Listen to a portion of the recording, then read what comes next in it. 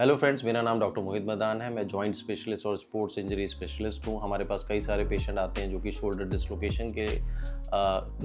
Dislocation की problem के साथ आते हैं। शोल्डर डिस्लोकेशन बेसिकली ये हमारा शोल्डर जॉइंट है जिसकी एक आर्म बोन है और एक इधर ये स्कैपुला होता है। बेसिकली इसको हम शोल्डर जॉइंट कहते हैं। कभी भी एक सडन मूवमेंट होगा, यानी अक्सर मूवमेंट्स कौन से होते हैं जिसमें हाथ आपका ऊपर जाता है और पीछे की तरफ जाता है। ये पर्टिकुलर मूवमेंट में ही अक्सर हमने देखा है कि शोल्डर डिस्लोकेशन होता है, जिसमें एंटीरियर डिस्लोकेशन होता है। तो शोल्डर डिस्लोकेशन 2 या 3 टाइप्स में, मोस्टली हम 2 टाइप में बोलते हैं, बट एंटीरियर और पोस्टीरियर, एंट्रो इन्फीरियर भी होता है, सबको रिक्वायर्ड भी होता है। तो डिफरेंट टाइप्स के होते हैं, बट एंटीरियर डिस्लोकेशन या फिर पोस्टीरियर डिस्लोकेशन, यानी अगर ये कंधा आगे की तरफ खिसका है या पीछे की तरफ खिसका है, 2 तरीके के शोल्डर डिस्लोकेशन होते हैं।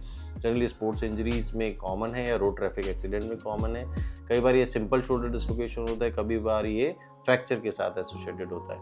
कई इंडिविजुअल्स में जिसमें कैप्सूल यानी मांस बहुत लचकीला होता है, उसमें नॉर्मल एक्टिविटीज़ में भी शोल्डर डिस्लोकेट हो सकता है। कि कई पेशेंट हमारे पास आते हैं कि इनिशियली तो थोड़ी सी चोट लगी थी, लेकिन सेकंड और थर्ड टाइम में वो अपने आप निकल जाता है। रात को सोते हैं और सोते सोते उनका कंधा निकल जाता है। तो ये कुछ चीज़ें हैं शोल्डर डिस्लोकेशंस की। हम ऑलमोस्ट मोर देन 25 ईयर्स से शोल्डर डिस्लोकेशन के केसेस हैंडल कर रहे हैं। हम मेडिकली इनिशियली स्टेज पे करते हैं फिजियोथेरेपी से और एक्सरसाइजेज से। कुछ केसेस में जिसमें बार बार शोल्डर डिस्लोकेशन होता है, उसमें कुछ मिनिमल इन्वेजिव सर्जरी का रोल आ जाता है, जिसमें आर्थ्रोस्कोपिक सर्जरीज होती हैं, Bankart repair, remplissage repair, slap repair, labrum repairs, basically rotator cuff repairs basically.